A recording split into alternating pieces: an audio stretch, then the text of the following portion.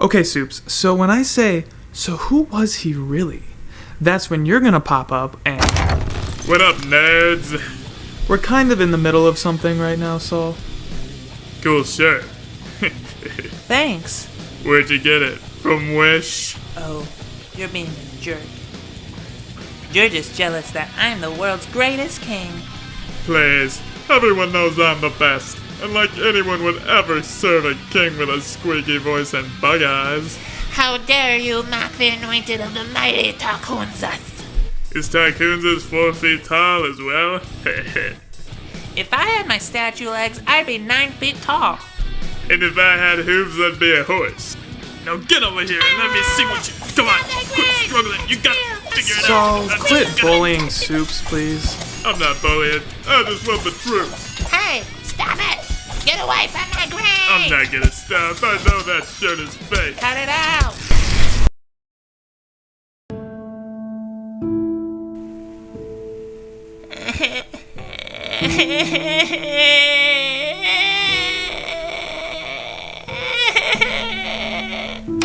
What the heck, Saul? What's gotten into you today? You'll be fine. I'm just sick of it all. I got a lot on my plate. That last video was supposed to be my shining moment, and you just made me look like a dictator. I'm sorry, Saul. This is a history series, and history is messy. But I got some good news for you today. We're talking about the time you became Israel's savior. Now that's what I'm talking about. Now, go say sorry to Soups. You know we need him for the video. Fine. So, while Saul is going to get Soups, let's go back about 3,000 years to just across the Jordan River in a short-lived Israelite city, Jabesh Gilead.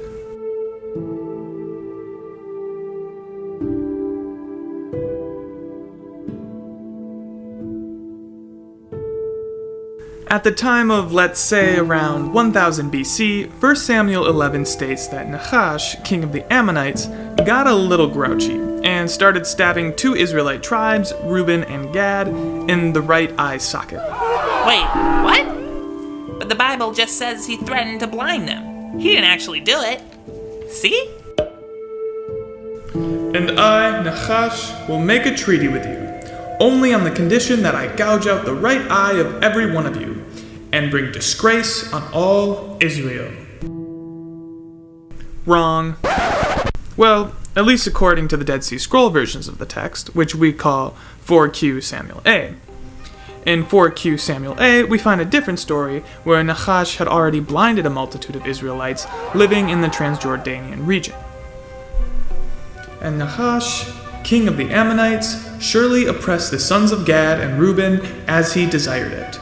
And he gouged out every right eye from them and set terror over Israel. Not one man of Israel remained beyond the Jordan. Several scholars such as Tove and Cross have shown convincingly well that this snippet in the Dead Sea Scrolls is actually a haplography. And what I mean by that is that this snippet originally was part of the story of Samuel, but somehow got mixed up and cut out. So, if we put these two texts together, we find that Jabesh Gilead wasn't a Gadite and Reubenite city that Nahash just happened to siege. But rather, Nahash was taking control of the southern Transjordan area, which was occupied by Gad and Reuben, and then he began stabbing their right eyeballs, so they ran north to a walled Israelite city for safety. Ew. Why the heck was Nahash just gouging out their eyes? Why didn't he just kill them? Good question, Soups. At first it may seem sadistic, and who knows, maybe Nahash was. But there are practical reasons that a conqueror blinds the right eye of his subjects. First, if you blind a single eye, it makes a population less likely to rebel. This is because the blinding of one eye makes projectile warfare, such as slinging stones and shooting arrows, much more ineffective. Moreover, you wouldn't want to blind both eyes because then, well, the population you subjugated can't do free labor for you if they can't see. Oof, Nahash wasn't a very nice guy, was he? No, he wasn't, but thankfully, our friend Saul, here at BHS Studios, was having none of it. Now, it's doubtful that the Ammonites had the proper siege technology in this period to actually break through Jabesh Gilead. So we can scratch out the whole notion that Nahash allowed the Jebushites 7 days to send word to Saul as the text suggests. Come on, you sissies. This is for some dramatic flavor, no doubt. It's likely that Nahash seized control of the Gadite and the Reubenite land south of Jabesh, but didn't dare touch the Ephraim-Manassite land and the northern Transjordan, since, well, quite frankly, the Saulite army would have kicked his butt. I was just kidding. Nonetheless, the Gadites and the Reubenites likely wanted their land back, and the Jebushites probably wished they could get rid of these refugees as well. So the Jebushites write to King Saul, who, according to our sources, already had a very strong lineage connection to Jabesh Gilead. But I thought Saul was a Benjaminite. How could he have blood connections so far north? I'm glad you asked, Soups. According to the end of Judges, the Benjaminites and the Jebushites married together. This was after the Benjaminites abducted 400 young Jebushite women while they were celebrating a festival at the cult city of Shiloh. Fast forward a few generations, and Saul would be a descendant of this Jebushite and Benjaminite marriage. What's even crazier is that the Israelites in this story explicitly refuse to intermarry with the Benjaminites, which suggests that Saul is very, very Jebusite. For all we know, Saul is just as much Jebusite as he is Benjaminite. Or perhaps Jebushites were a clan of Benjaminites. Oh, brother. Kinship is confusing. That it is, Soups. And if you have more questions about the structure of Israelite kinship groups, check out this phenomenal book by Shlom. Cool, whatever. Now get back to my story. Come on, tell them what I did. Okay, relax, man. So, apparently King Saul gets this message from the Jebushites, which goes something like, there's a maniac named Nahash who is running around gouging out people's eyes. Now we got like 7,000 half-blind people in our city, and we can't feed them all. If you kill this psychopath, that would be really great. Thank you. Allegedly, Saul responds to this message by cutting an ox into 12 pieces and sending it to all the tribes of Israel, demanding that they help him fight against the Ammonites. But this is total bullcrap. And here's why. First, 2 of the tribes, Gad and Reuben, are already a no-go, as they're the ones half-blind, finding refuge in the besieged city of Jabesh. Secondly, Saul has yet to lay claim to Judah. This is depending on the exact chronology of this story. He may have laid claim to Calebite portion of Judahite Carmel, but we really don't know for sure. And thirdly, the Levites have no territory for Israel, but rather they're scattered throughout the cities. And then lastly, Dan is really, really far north, controlled by Aramaean clans at this time. In short, King Saul never cut up an ox and sent it to the tribes of Israel. And I don't think the author is trying to convince us that he did. Then why would he write it? So, the author reports that Saul sends out 12 pieces of an ox to Israel because it harkens back to the end of Judges, when a certain Levite chops up the corpse of his concubine and sends it to the 12 tribes of Israel after the Benjaminites assaulted her at Gibeah. In this story, Jabesh Gilead refused to answer the call against the Benjaminites. So, as all normal people do, the Israelites put them to the sword. Except for the virgin women. Sad, violent, and bizarre story. I know. We'll get to it eventually, I promise. But nonetheless, Saul's dividing of the ox harkens back to the time when Benjamin and Jabesh Gilead were massacred by Israel, and where the two linked up thereafter in order to keep their lineages going. Ultimately, Saul has a kinship duty to defend Jabesh, so unlike his conquest of the Benjaminite hill country and the southern Negev, this time, Saul is a savior. So let's get into the historical details of Saul's campaign against Nahash the Ammonite.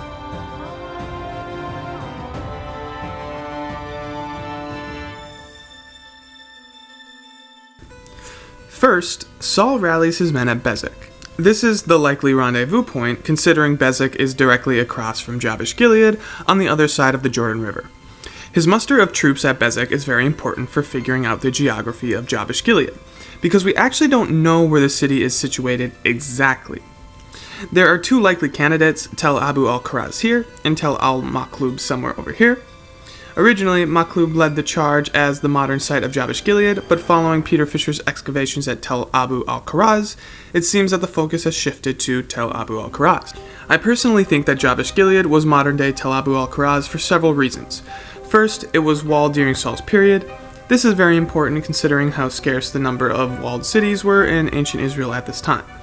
and the presence of a walled city is why Reuben and Gad would have ran north to Jabesh in the first place. Secondly, it is very close to Bezek. It only took one night for Saul to cross the Jordan, and Josephus gives us an actual distance from Bezek to Makhlub, which isn't perfect, but it is closer to Tel Abu al-Kharaz than it is to Tel Makhlub. Thirdly, there is a destruction layer at Tel Abu al-Kharaz, which would date very well to the same time Jabesh Gilead was raised by Israel around 1100 to 1050 BC. And immediately after this destruction, Jabesh Gilead goes from a multicultural hub sharing both Aegean, Canaanite, and nomadic elements to strictly Canaanite elements, which Israelite material culture mostly mirrors prior to the Solomonic period. Fourthly, the name of the wadi on which Tel Abu al-Kharaz sits is called the Wadi Yabis, which is a perfect cognate with Jabesh. And lastly, Tel Abu al-Kharaz is much closer to Bet Shan than El Makhlub is, which is important because it took one night for the Jabeshites to retrieve Saul's corpse from the walls of Bet Shan and bury him in Jabesh. Wait, what did you just say? You weren't supposed to hear that, Saul. In the end, the exact coordinates of Jabesh Gilead isn't that important, since we know its vicinity. It's just fun to speculate, and it helps us get a visual portrait of what Saul's campaign would have looked like.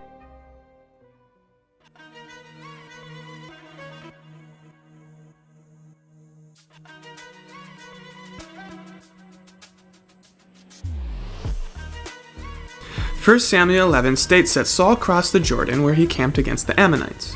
He divided his men into 3 squadrons, likely meaning that one squadron each was at the side of the Ammonite camp, while Saul led at the head. Together, the 3 squadrons pinched the Ammonite camp, striking down the Ammonites until the hottest point of the day. The text states that no 2 Ammonites remained together, of which the rest scattered.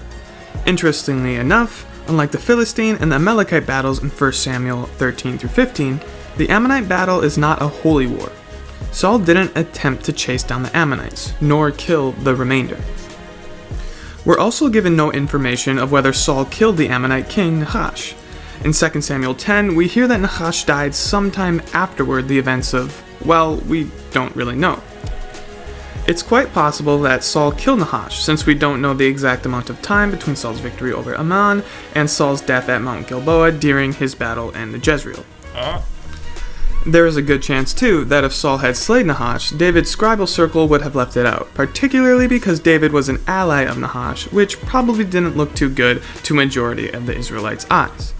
In 2 Samuel 10, after Nahash dies in a way we are not told, David writes to Nahash's son Hanun, proposing an alliance, saying, "I will keep faith with Hanun, son of Nahash, just as his father kept faith with me." These tidbits of information are crucial for understanding the formation of ancient Israel because it shows the first of many political fractures between the Benjaminite king Saul and the Judahite king David.